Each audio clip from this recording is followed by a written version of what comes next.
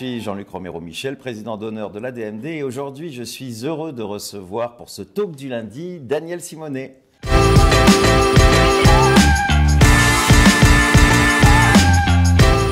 Alors en ce qui me concerne, une actualité chargée en fin de semaine dernière. Alors d'abord, je pense évidemment à Jonathan Denis qui était en Corse, voyage important, beaucoup de monde dans la Réunion et puis une couverture presse formidable. En ce qui me concerne, c'était la Vendée et c'est là où on voit les choses qui avancent. Il y a 5 ans, je me souviens, en Vendée, c'était compliqué de mobiliser. Eh bien, 2 soirs en Vendée, à la Tranche-sur-Mer, au cinéma Agnès Varda et je remercie encore le directeur, plus de 150 personnes.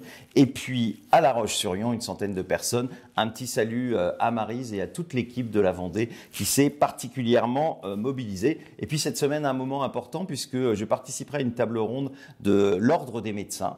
Eh bien, c'est vrai qu'ils ne sont pas très favorables, mais il faut discuter avec tout le monde et donc ce sera l'occasion de discuter avec les médecins. Alors, aujourd'hui, comme vous avez pu le voir, nous recevons Daniel Simonet, qui est, comme vous le savez, conseillère de Paris, qui est très engagée sur ces questions et qui est la porte-parole de la France insoumise. Alors, j'associe évidemment, et je pense que tu en seras d'accord, Jean-Luc Mélenchon à ce talk du lundi, qui depuis extrêmement longtemps et dans des paroles toujours très fortes soutient cette cause. Et puis, je profite aussi de l'occasion parce qu'il y a eu une actualité cette semaine avec Caroline Fiat, que vous connaissez aussi bien à la DMD puisqu'on la voit dans nos réunions et que vous savez son engagement depuis très longtemps. Elle a déposé une proposition de loi avec la France insoumise il y a quelques années et qu'elle porte toujours à l'Assemblée nationale. Et je voudrais vraiment la remercier parce que c'était à l'occasion de la convention de l'Union populaire, c'était à Reims ce week-end. Et vous savez qu'elle est bien sûr députée, mais c'était d'abord une aide-soignante qui a donc été confrontée, comme tu le sais, Daniel, à cette question. Et avant de te poser nos 3 questions, je voudrais juste la citer parce que je pense que c'est important, ces paroles, à la fois d'une femme engagée, mais aussi d'une femme qui a vécu et qui vit sur le terrain tout ça, parce qu'on sait que pendant le confinement, elle a repris son travail. J'ai trop eu à subir, à souffrir de personnes qui me demandaient de les aider à partir plus vite et je ne pouvais pas le faire. C'est un poids sur les épaules des soignants dont on ne parle jamais.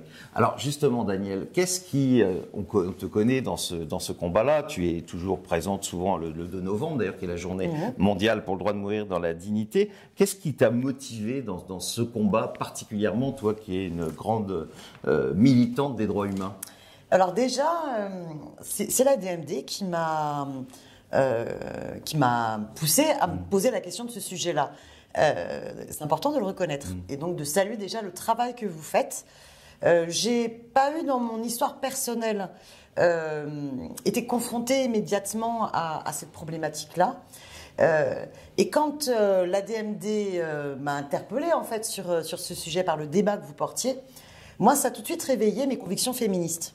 Je suis militante féministe, donc je suis pour le droit à l'avortement, je suis pour le droit à disposer de son corps. Et c'est une liberté extrêmement importante. Et pour moi, cette liberté de pouvoir décider de son corps et décider de sa vie, et donc de pouvoir exercer son ultime liberté sur comment et dans quelles conditions on souhaite partir, est pour moi essentielle. Et j'ai été frappée après en lisant tous les témoignages que vous avez pu permettre de partager, de cette absurdité, de cette inhumanité qu'on empêche les femmes et les hommes de décider de comment ils veulent partir. Et j'ai trouvé ça extrêmement important, non seulement la bataille que vous avez pu porter contre qu'on ne nous impose pas un acharnement thérapeutique, mais aussi la bataille que vous avez pu mettre sur l'hypocrisie finalement de la dernière loi de 2016 qui finalement est une loi du laisser mourir. Et en fait, il y a une hypocrisie parce que le débat médiatique à l'époque a fait croire que ça y est, c'était finalement la conquête d'un nouveau droit de pouvoir mourir en dignité, alors que il y avait des avancées, bien sûr, donc sur les soins palliatifs, sur essayer de réduire les souffrances.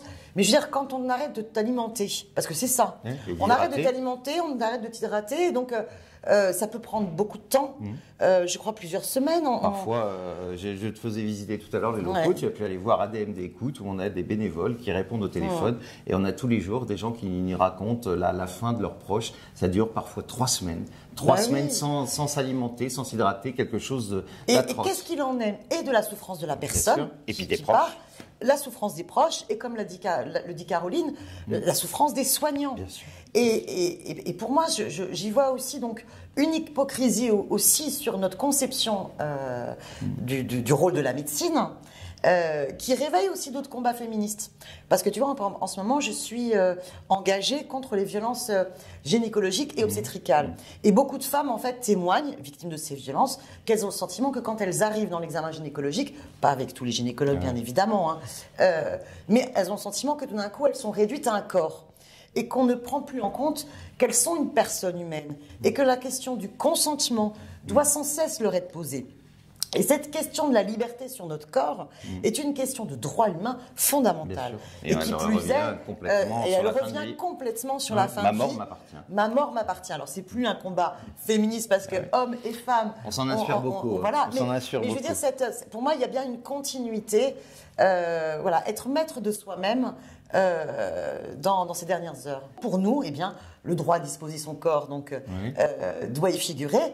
Et le droit à l'identité de genre, par exemple, au choix du genre, et y compris le droit de mourir dans la dignité. Que ce soit constitutionnel, que ce soit dans la Constitution. Et ça, pour nous, c'est quelque chose de fort et d'important. Et le peuple français est tout à fait prêt à ça.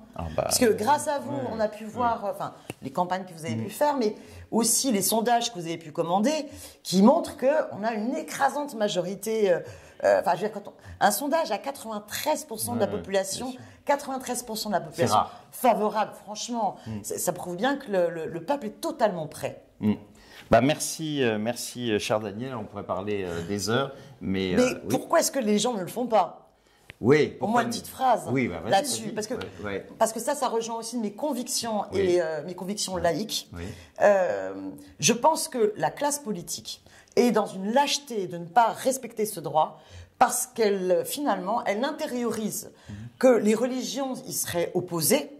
Et les religions, en fait, il faut distinguer les croyants, les pratiquants ou pas, et les hiérarchies, les lobbies religieux. Une fois de plus. Parce que vous avez, j'aurais terminé comme sur ces sondages que vous avez pu montrer, que finalement, les pratiquants étaient à 90... les non-pratiquants catholiques, par exemple, sont à 90% favorables. Et même chez les pratiquants, à 70%, ils sont favorables. Donc on voit bien que c'est simplement le lobby des hiérarchies des clergés, des autorités religieuses, et que si on respecte la laïcité, et ce droit-là inscrit dans la Constitution n'en retire à aucun autre. Et chacun continue à exercer son ultime liberté de se l'appliquer ou pas. Et donc voilà, c'est un combat. Merci à la DMD de le porter. Merci, cher Daniel. Pour terminer, un petit focus sur le choix ultime de Danielle Pierrat. Vous vous rappelez Paul et Danielle Pierrat qui ont eu leur fils qui est mort dans des conditions difficiles, et elle raconte cette histoire et son combat pour le droit de mourir dans la dignité dans un livre qui va bientôt sortir début novembre. On aura l'occasion d'en parler. Merci encore, cher Daniel. La semaine prochaine, vous retrouvez notre président Jonathan Denny. Moi, je vous retrouve dans 15 jours. Et n'oubliez pas, sur les réseaux sociaux, le hashtag le talk du lundi.